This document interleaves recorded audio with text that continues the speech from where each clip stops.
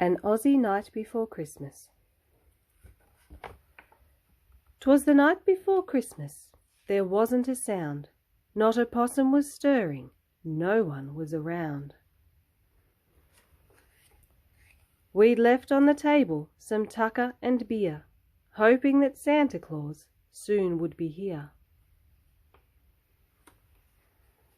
We children were snuggled up safe in our beds, while dreams of Pavlova danced round in our heads. And Mum in her nightie and Dad in his shorts had just settled down to watch TV sports. When outside the house a mad ruckus arose, loud squeaking and banging woke us from our doze. We ran to the screen door, peeked cautiously out, snuck onto the deck, then let out a shout. Guess what had woken us up from our snooze but a rusty old ute pulled by 8 mighty roos.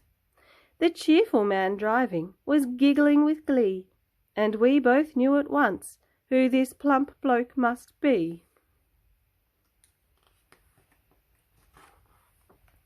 Now, I'm telling the truth, it's all dinky-die. Those 8 kangaroos fairly soared through the sky. Santa leaned out the window to pull at the reins and encouraged the roos by calling their names. Now Kylie, now Kirsty, now Shazza and Shane, on Kipper, on Skipper, on Bazza and Wayne. Park up on that water tank, grab a quick drink. I'll scoot down the gum tree, be back in a wink. So up to the tank those 8 kangaroos flew, with the ute full of toys and Santa Claus too. He slid down the gum tree and jumped to the ground, then in through the window he sprang with a bound. He had bright sunburned cheeks and a milky white beard. A jolly old joker was how he appeared. He wore red stubby shorts and old thongs on his feet, and a hat of deep crimson as shade from the heat.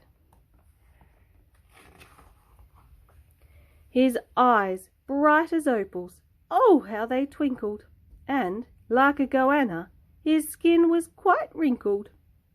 His shirt was stretched over a round bulging belly, which shook when he moved like a plate full of jelly. A fat sack of prezzies he flung from his back, and he looked like a swaggy unfastening his pack. He spoke not a word, but bent down on one knee to position our goodies beneath the Yule tree.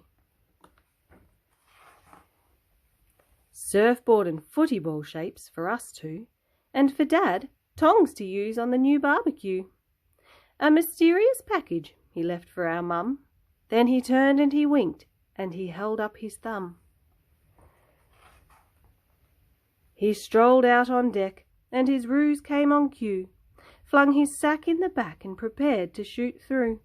He bellowed out loud as he swooped past the gates. "Merry Christmas to all, and good on you, mates.